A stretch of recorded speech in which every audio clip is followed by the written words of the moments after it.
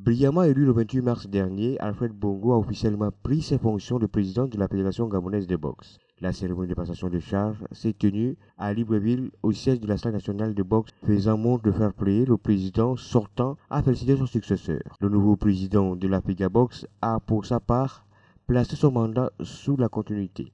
Mon prédécesseur, comme vous l'avez entendu, a fait ce qu'il a pu. D'accord. À mon tour, j'essaierai d'apporter avec mon équipe la pierre à l'édifice et nous ferons ce qu'on pourra faire aussi. Alfred Bongo aura-t-il les coups de flanche pour mener à bien son projet? Alors, vous savez, les gens parleront toujours. D'accord. On ne peut pas s'attarder sur ce genre de propos. Il y en aura encore et encore et encore. Nous avons des objectifs. Et tout ce qui compte pour nous, c'est de remettre le boxeur au centre de l'activité et de travailler de manière efficace pour qu'il puisse nous ramener ce genre de récompense.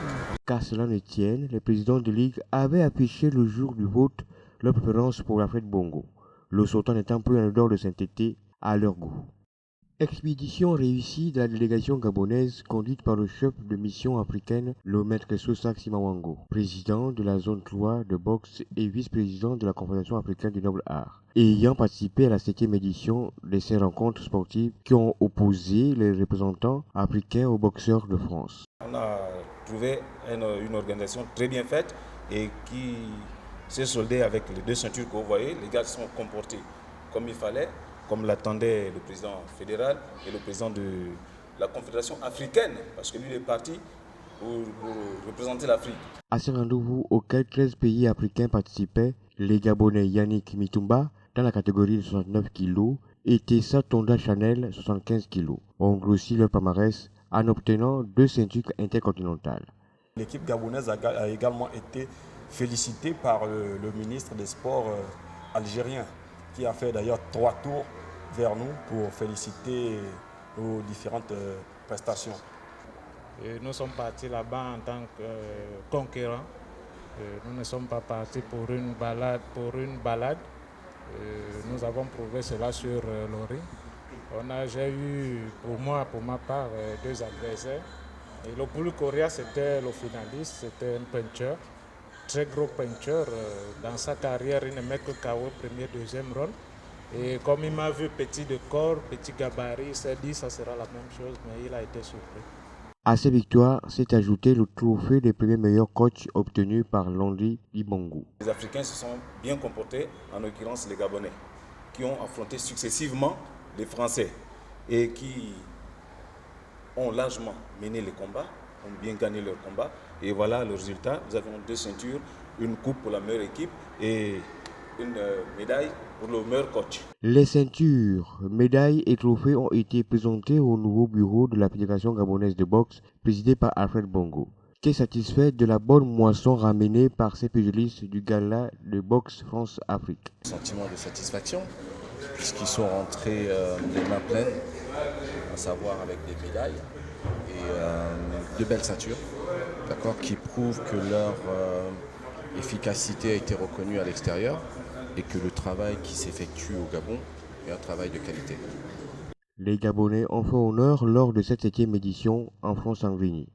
La 7e édition du Gala international de boxe France-Afrique organisée cette année à Grigny en France a vu la participation de plus de 15 pays africains, dont le Gabon représenté par 2 pugilistes, Yannick Mitumba dans la catégorie de 69 kg et Tessa Tonda Chanel 75 kg. L'initiative de Rocky, ancien boxeur de l'écurie Grigny, a pour objectif de promouvoir les talents de noble art.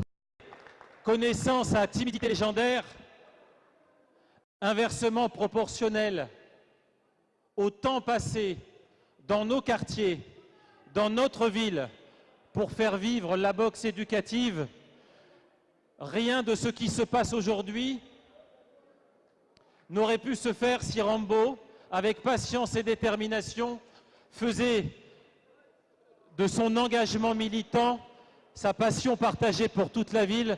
Je vous demande donc de l'applaudir fortement, s'il vous plaît. Merci pour la reconnaissance. Je ne suis pas très impressionné parce que c'est la 7e édition. Le Gabon avait pris part, toute l'Afrique était présente à ce gala. C'est un gala, à mon avis, de solidarité et de convivialité.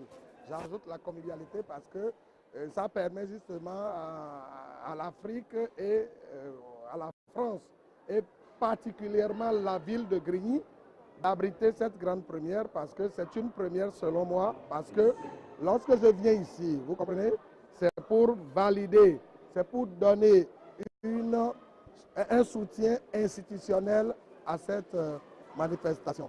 Parce que là, je ne viens pas pour un pays, je viens pour toute l'Afrique. Alors, j'apprécie à sa juste valeur ce qui se fait et je saurai mieux apprécier à la fin de la compétition pour voir si les règles et autres sont respectées de manière à ce que nous soyons tous contents. Pourrait être la prochaine destination du comité directeur de l'association universelle Grigny Box Découverte pour la 8e édition du Gala international de solidarité France-Afrique.